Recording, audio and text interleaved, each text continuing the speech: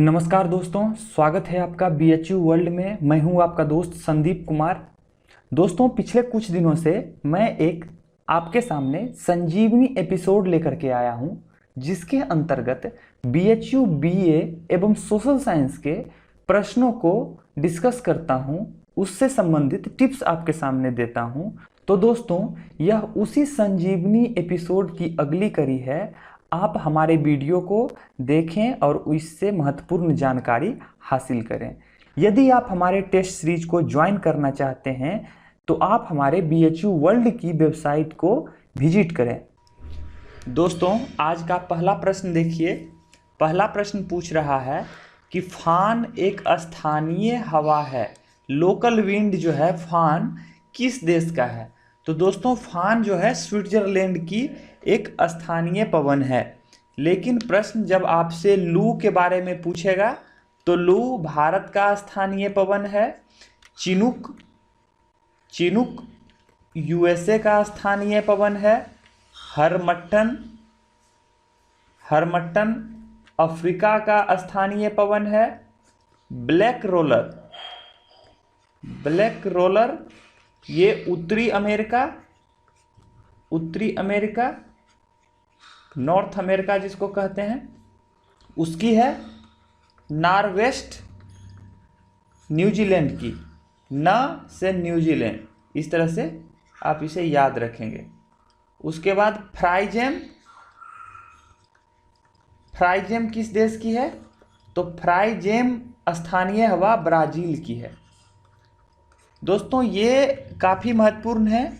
जितने भी प्रश्न रिपीटेड हुए हैं, यही 5-6 स्थानीय पवन से संबंधित अधिकांश प्रश्न हैं।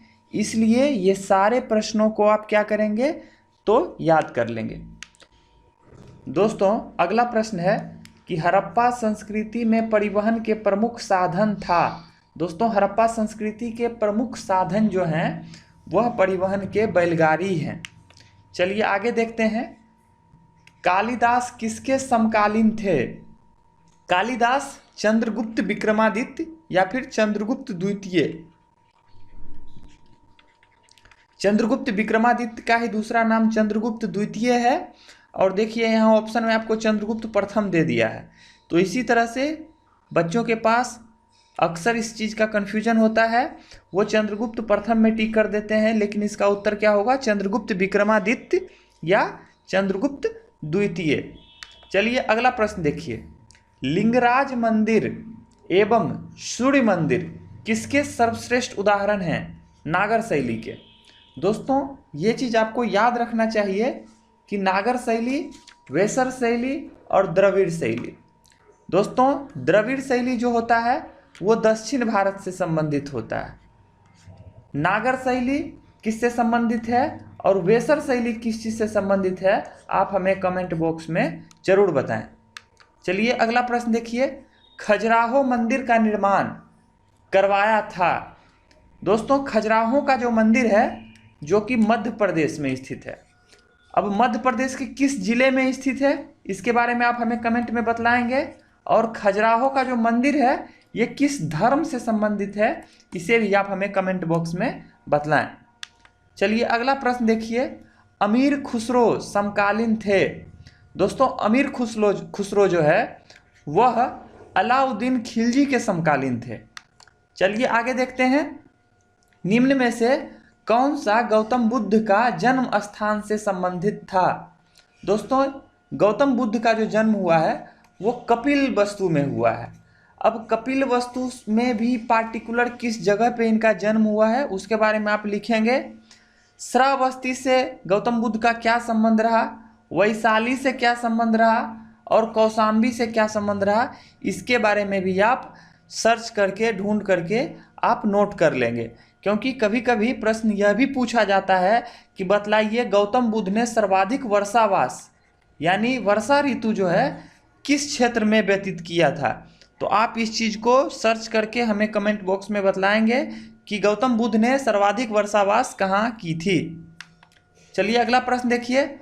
पुष्यमित्र शुंग ने किस मौर्य राजा को पराजित किया था? दोस्तों, पुष्यमित्र शुंग ने अंतिम मौर्य राजा यानी बृहदत्त को पराजित किया था। चलिए अगला प्रश्न देखते हैं। निम्न में से किसने तृतीय बौद्ध संगीति का आयोजन कराया? दोस्तों इस तरह के जो भी प्रश्न हैं तो प्रथम बौद्ध संगीति, द्वितीय, तृतीय जो भी बौद्ध संगीति हुई हैं वो किस जगह पे हुई हैं, उसकी अध्यक्षता किसने की, और चौथा जो बौद्ध संगीति जो कश्मीर में हुआ है उसमें उपाध्यक्ष भी थे। तो आपको अध्यक्ष, उपाध्यक्ष और स्थान तीनों को याद रखना है।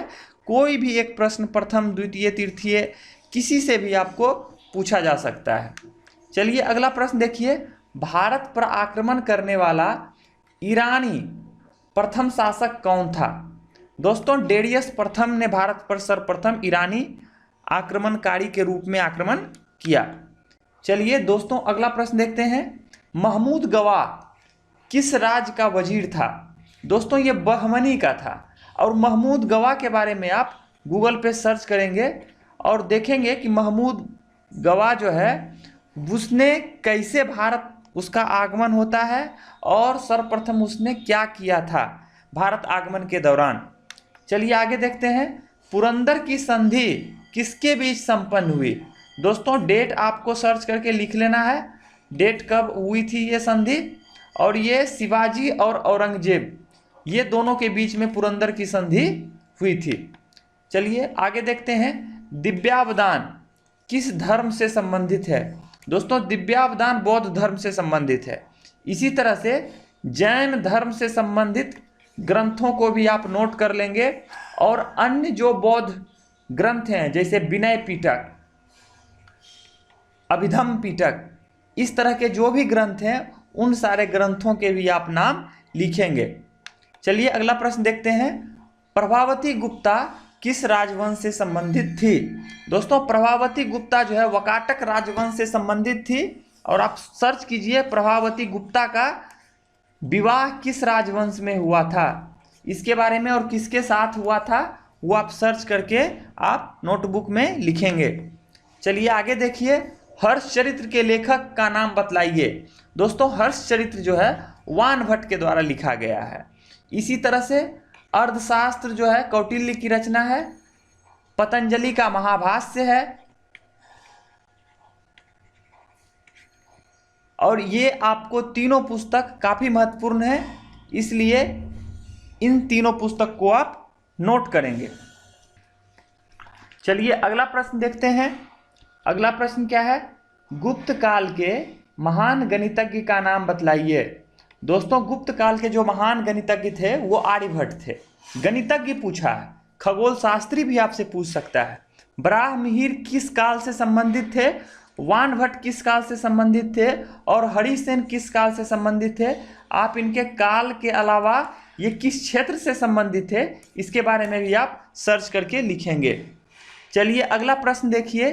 विश्व की टाइम जोन में विभाजित किया गया है। विश्व की जो टाइम जोन है दोस्तों उसे कितनी भागों में विभाजित किया गया है, ये प्रश्न है। तो दोस्तों कुल 24 घंटे होते हैं और प्रत्येक घंटे को एक टाइम जोन में विभाजित किया गया है। अगर प्रश्न ये ना पूछ करके आपसे ये पूछ दे कि कुल कितने टाइम जोन हैं तो दोस्तों इसका उत्तर भी क्या होगा? 24, क्योंकि प्रत्येक एक घंटा पर एक टाइम जोन का निर्धारण किया गया है। चलिए और इसमें एक प्रश्न और है कि सर्वाधिक टाइम जोन किस देश के पास में है? सर्वाधिक टाइम जोन किस देश से संबंधित है? तो आप हमें सर्च करके इसका उत्तर जरूर बतलाएं। पिछली साल भी ये प्रश्न किसी एक एग्जाम में बीएचयू के एंट्रेंस में पूछा गया है। चलिए अगला प्रश्न देखिए। ऐसा महाद्वीप जिससे कर्क रेखा और मकर रेखा, देखिए दोस्तों कर्क रेखा और मकर रेखा जिस देश महाद्वीप के साथ गुजरेगी इसका मतलब है विषुवत रेखा भी उसके साथ जरूर गुजरेगी। तो कर्क रेखा, मकर रेखा और विषुवत रेखा ये तीनों रेखा अफ्रीका के साथ होकर के गुजरती है। यदि उपभोक्ता की आय बढ़ने पर किसी वस्तु की मांग गिरती है तो इसका क्या संबंध है?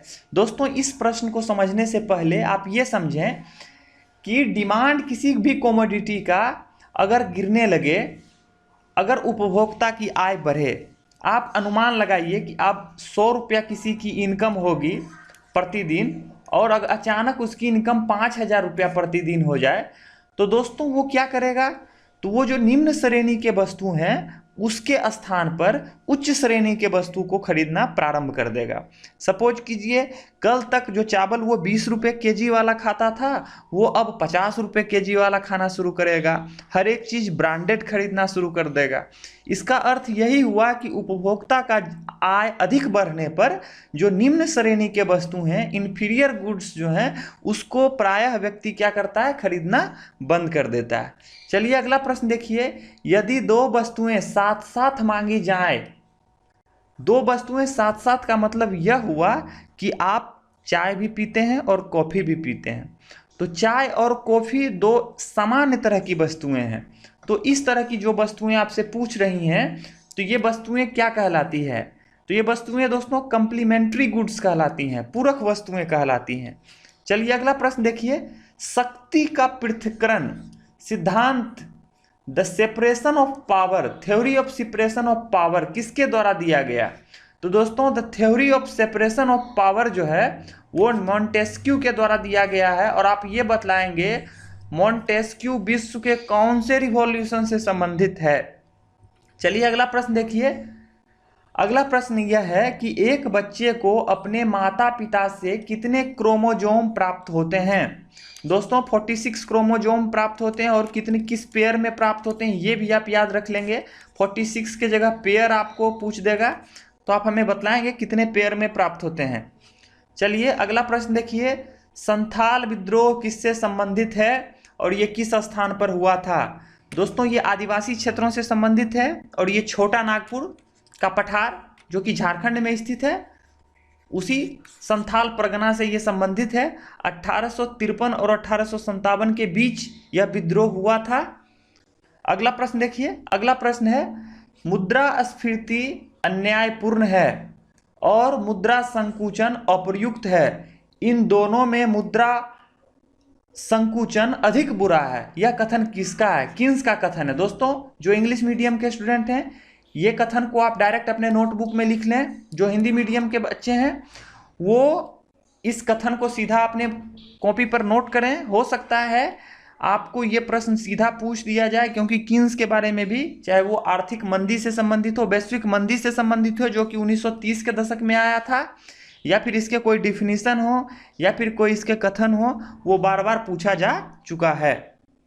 तो दोस्तों अगर आपको व्यक्तिगत रूप से हमें मैसेज भेजना है, तो आप हमें फेसबुक पे hello Sandeep KR, hello Sandeep KR नाम से सर्च करके आप हमें मैसेज भेज सकते हैं। आपको किसी तरह की कोई सुझाव देना है तो आप हमें सुझाव दे सकते हैं। इसके अलावा दोस्तों अगर कोई प्रश्न में समस्या है तो आप प्रश्न भी हमें फेसबुक पे ही हेलो संदीप KR सर्च करके भेज सकते हैं। तो चलिए दोस्तों, बहुत बहुत धन्यवाद। Thank you.